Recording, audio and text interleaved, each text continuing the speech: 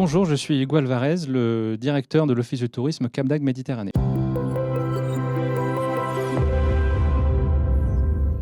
C'est une bonne question. Je pense qu'il y a deux leviers, je pense, du point de vue touristique.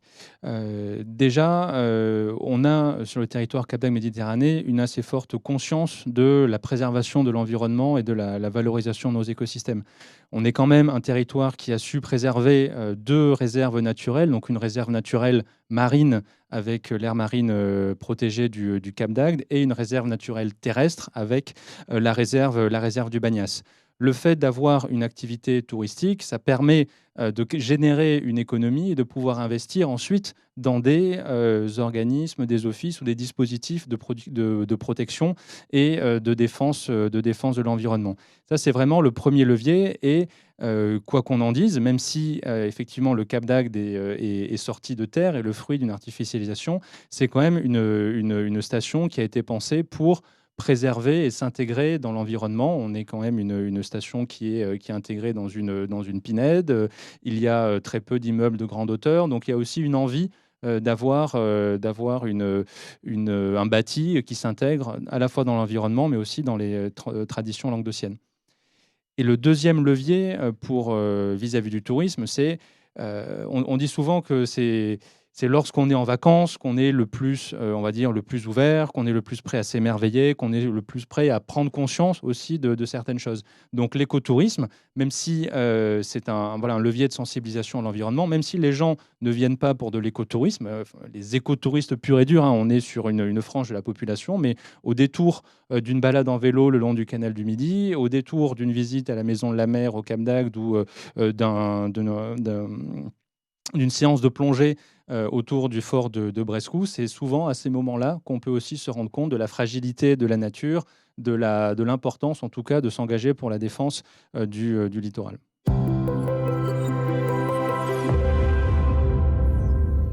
Que ce soit dans nos campagnes de communication sur les réseaux sociaux, dans les médias ou même dans nos bureaux, hein, dans nos bureaux d'accueil d'ailleurs, d'accueil physique, on met en évidence les pratiques, les séjours, les parcours qui sont en lien avec des activités respectueuses de la nature. Et c'est pas qu'une logique, on va dire, militante.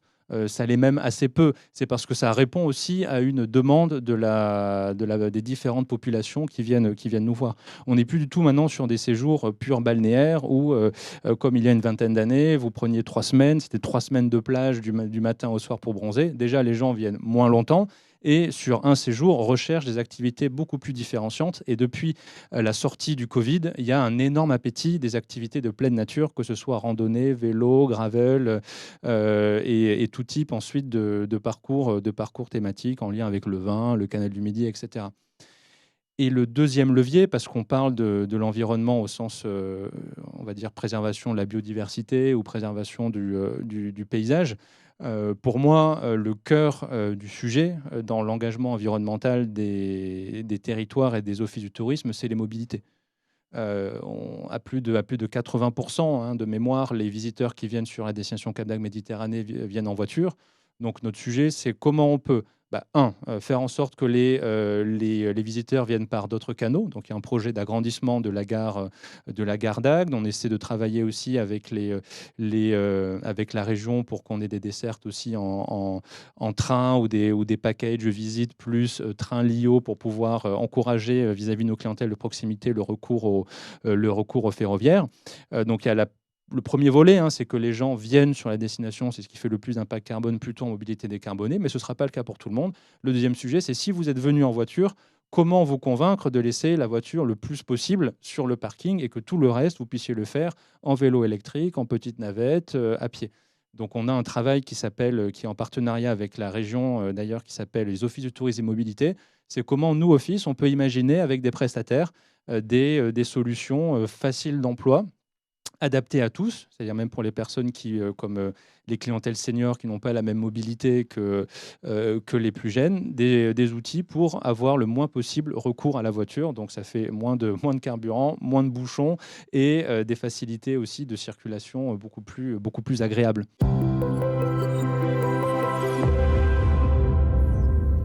Ce qui est vraiment très intéressant dans les rencontres du littoral, et on l'a vu dans les réunions de ce matin, c'est qu'on a en Occitanie un très bon alignement entre l'État, la région, les collectivités, tous les établissements publics comme les offices pour faire avancer les choses et valoriser la richesse qu'est le littoral méditerranéen. Je ne sais plus qui ce matin a dit qu'on avait pu parfois tourner le dos à la Méditerranée. C'est vrai.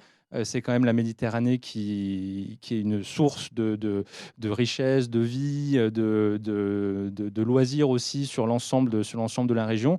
Donc je trouve que c'est vraiment très bien d'avoir cet alignement, et nous, ça nous permet d'avoir des soutiens aussi pour tous les projets qu'on peut mener. Et puis le deuxième point positif, c'est la possibilité de rencontrer des porteurs de solutions. Avoir des moments dans l'année où on peut rencontrer des innovateurs qui ont des sujets sur la gestion de la ressource en eau, la dépollution des ports, sur enfin, tous les dispositifs technologiques qui peuvent être imaginés pour répondre aux enjeux climatiques. Bah, tout ce qui est organisé dans ces rencontres, ça permet d'avoir des premiers échanges, de faire des contacts et pourquoi pas de déclencher des possibilités d'expérimentation.